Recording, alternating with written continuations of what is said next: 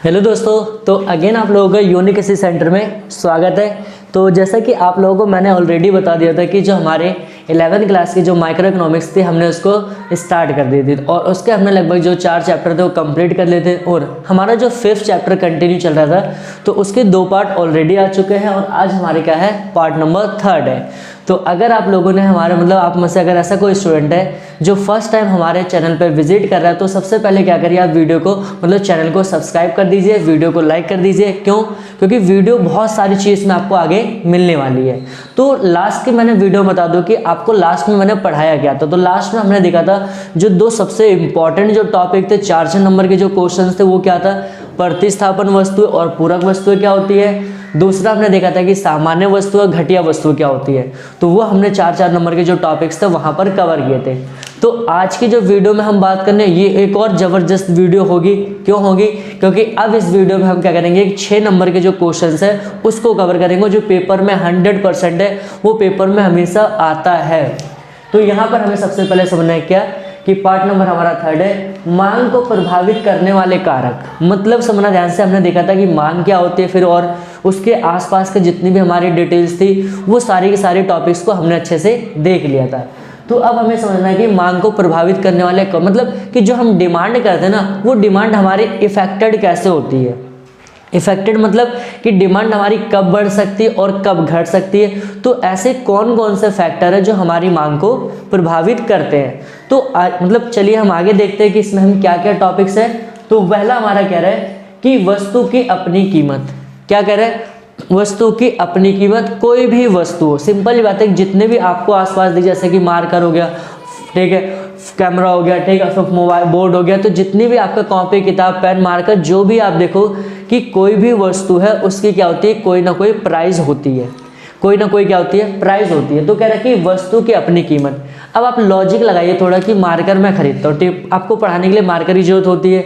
तो अगर मार्कर की कीमत ज़्यादा होगी तो मैं डिमांड क्या करूँगा, ऑब्वियस सी बात है कम करूंगा। अगर मार्कर की कीमत क्या होती है, कम होती है, तो मैं इसकी डिमांड क्या कर दूंगा, बढ़ा दूंगा। मतलब आपको समझना ध्यान से कि जो पहला कि वस्तु की कीमत मांग को प्रभावित करने वाला पहला एक सबसे इंपॉर्टेंट क्या है, कारक है। क्यों है?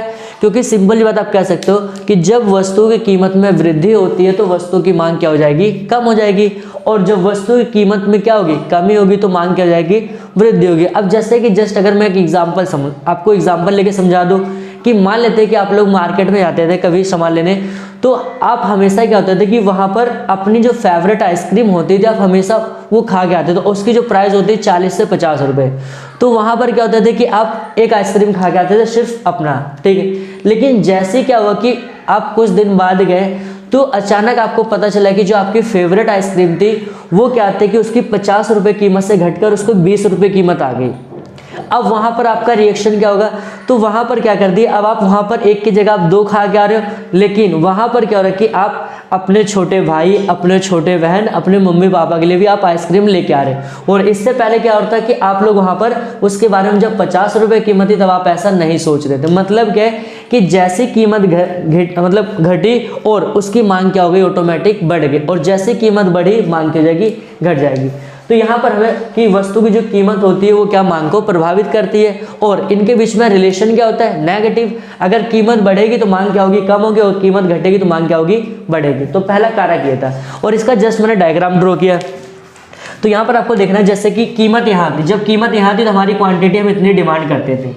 अब सडनली क्या हुआ कि कीमत बढ़ के यहाँ से बढ़ के ये हो गई, तो हमारी डिमांड देखो पहले यहाँ करते थे लेकिन अब सिर्फ इतनी हो गई, घट रही है।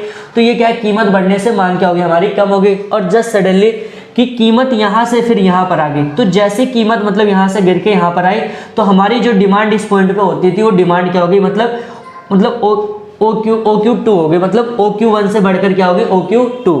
तो यहाँ पर हमें ये समझना है कि जब कीमत बढ़ेगी तो मांग घटेगी और कीमत घटेगी तो मांग बढ़ेगी, और नेगेटिव रिलेशन होता है। दूसरा पॉइंट हमारे कह रहा बहुत इंपॉर्टेंट है, कह रहा उपभोक्ता की आय। अब ये टॉपिक हम अच्छे से पढ़ के आएंगे। अगर आपको वीडियो याद होगी पिछले की, आपको वीडियो अगर नहीं देखा है तो पहले जाके वो देख लो कि दोनों वस्तुएं क्या होती है। उपभोक्ता की आय भी क्या होता है कि मांग को प्रभावित करती है, लेकिन सबसे पहले समझना है कि जो उपभोक्ता की आय होती है वो मांग को 2 प्रकार से प्रभावित करती है। कैसे कैसे? एक सामान्य वस्तु के रूप में, दूसरा क्या है, घटिया वस्तु के रूप में। अब आप लोगों को इस चीज़ को पता है कि मैंने घटिया वस्तु क्या होती है, सामान्य वस्तु, सारी की सारी मैं चीज़ें ऑलरेडी बता चुका हूँ। अब सामान्य वस्तु का मतलब मैंने बताया था कि जो नॉर्मल गुड्स, मतलब जो हम घर में यूज़ कर रहे हैं, जो भी जैसे कि दूध, मक्खन, ब्रेड वगैरह, वो क्या कहलाएगी हमारे लिए, वो मतलब सामान्य। अब सोचो अगर हमारी, अब यहाँ पर मैंने बताया था जब भी टॉपिक को पढ़ोगे तो यहाँ पर इनकम और क्या होगी, इनकम और किसकी बात होगी, इनकम और मतलब डिमांड की बात होगी। तो अगर समझना ध्यान से कि जैसे कि इनकम हमारी बढ़ेगी तो जो सामान्य वस्तु की मांग क्या होगी, बढ़ेगी, और इनकम घटेगी तो सामान्य वस्तु की मांग घटेगी। तो यहाँ पर मांग के साथ प्रभावित हो रहा है, बिल्कुल हो रहा है। दूसरा क्या था, घटिया वस्तु। घटिया वस्तु का मतलब क्या बताया था कि जो क्या आती है कि जो मतलब एक नॉर्मल गुड्स से काफ़ी नीचे आती है, क्वालिटी में हो सकता है, ठीक है, ब्रांड में कह सकते हो, कोई भी नीचे। तो अगर जो व्यक्ति क्या होता था नॉर्मल जो इनफीरियर गुड्स मतलब जो घटिया वस्तुएं इस्तेमाल करता था, अगर उसकी इनकम क्या होगी, बढ़ेगी, तो आप थोड़ा सा लॉजिक लगाइए, क्या वो उस वस्तु को ज़्यादा खाएगा, नहीं खाएगा। क्यों? क्योंकि उसका पर्पज़ क्या हो जाएगा, उसका मतलब कह सकते हो माइंडसेट क्या चेंज होगा कि इनकम अगर बढ़ी तो कम खाएगा, उसकी जगह कुछ अच्छा खाने की कोशिश करेगा। दूसरा, अगर उसकी इनकम घटती है तो क्या करेगा, जो घटिया वस्तु है उसकी मांग को बढ़ा देगा। और यहाँ पर हमारा जो तीसरा पॉइंट है, तीसरा बहुत इंपॉर्टेंट पॉइंट है, संबंधित वस्तुएं। संबंधित वस्तुएं मतलब क्या था, आप सिंपल से कह सकते हो कि जो संबंधित वस्तुएं दो प्रकार की होती है और जो मांग को प्रभावित करने वाले एक महत्वपूर्ण कारक है। कौन कौन सी होती है, प्रतिस्थापन वस्तु और पूरक वस्तु। अब ये भी मैंने आप लोगों को पढ़ा चुका था और मैंने आपको बताया था कि जब ये दोनों टॉपिक पढ़ो तो वहाँ पर आपके दिमाग में एक पॉइंट क्लियर होना चाहिए, क्या कि यहाँ पर अगर हम बात करते हैं तो प्राइस की बात करते हैं, डिमांड की बात करते हैं। तो इसका कोई एग्जांपल आप बताइए कमेंट सेक्शन में कि प्रतिस्थापन क्या होती है, आप कमेंट सेक्शन में आके कमेंट करिए। चलो कोई नहीं, मैं बता दे रहा हूँ यहाँ पर क्या है कि जो एक दूसरे का सब्स्टिट्यूट हो, मतलब सब्स्टिट्यूशनल गुड्स, जैसे चाय और कॉफ़ी। अब मैंने आपको बताया था कि अगर चाय की कीमत बढ़ेगी तो कॉफ़ी की मांग क्या हो जाएगी, ऑटोमेटिक बढ़ जाएगी। तो यहाँ पर कैसा रिलेशन आ रहा है, पॉजिटिव आ रहा है। अगर चाय की कीमत कम होगी, कॉफ़ी की कीमत क्या हो जाएगी, कम हो जाएगी। तो यहाँ पर क्या हो रहा है, मांग को प्रभावित कर रहा है। दूसरा क्या था, पूरक वस्तुएं।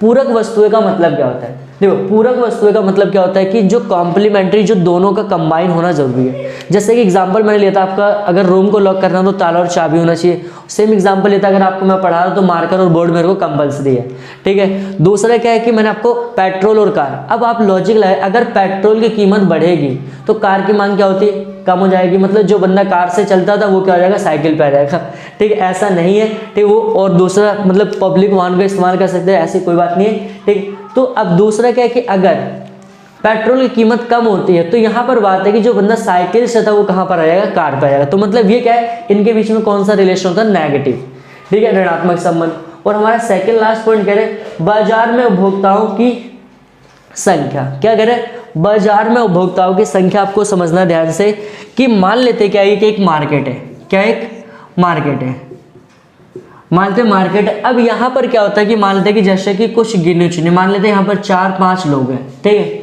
तो अब 4-5 लोग हैं तो यहाँ पर डिमांड क्या होगी, सिर्फ इन 4-5 लोगों द्वारा की जाएगी। मतलब आप बताओगे कि बाजार में जो उपभोक्ता की संख्या होती है वो भी मांग को प्रभावित करती है। कैसे, अगर बाजार में उपभोक्ताओं की संख्या कम होगी तो मांग क्या होगी, कम होगी, ऑब्वियस सी बात है। अगर बाजार में उपभोक्ताओं की संख्या क्या ज्यादा होगी तो वस्तुओं की मांग क्या की जाएगी, ज्यादा। तो ये पॉइंट था। और जो सबसे इंपॉर्टेंट पॉइंट आता है जो पेपर में आपके कई बार पूछा गया, कह रहा है लास्ट पॉइंट है उपभोक्ता की रुचि तथा फैशन। उपभोक्ता की रुचि तथा फैशन। अब रुचि का मतलब आप इंटरेस्ट कह सकते हो, फैशन में जो आने वाली चीजें। अब समझना आप लोग से, जब भी आप कोई मार्केट में आते हो कपड़े वगैरह खरीदने, तो अब वहां पर आपके क्या होता है कि जो चीजें आपको मतलब पसंद आ जाती है, ठीक है, तो आप उसकी कुछ भी कीमत देने के लिए क्या होते हो, तैयार रहते हो। क्यों? क्योंकि आपकी जो मतलब रुचि तथा फैशन में कैसा परिवर्तन आ रहा है, अनुकूल परिवर्तन आ रहा है। अनुकूल यहाँ पर आपको दो वर्ड का यूज करना है, एक अनुकूल और दूसरा आपका प्रतिकूल। प्रतिकूल का मतलब आप उसको अच्छा मतलब उसको प्रेफर कर नहीं रहे हो, और अनुकूल का मतलब उसका आप प्रेफर कर रहे हो। तो यहाँ पर समझना है कि जब उपभोक्ता की रुचि तथा फैशन में अनुकूल परिवर्तन होता है, अनुकूल मतलब उसको जब अच्छी लगने लगती है या उसके मतलब मनपसंद की चीजें होती हैं, तो उसकी क्या होगी, मांग क्या कर देगा, वो बढ़ा देगा, बेशक कीमत कोई भी हो।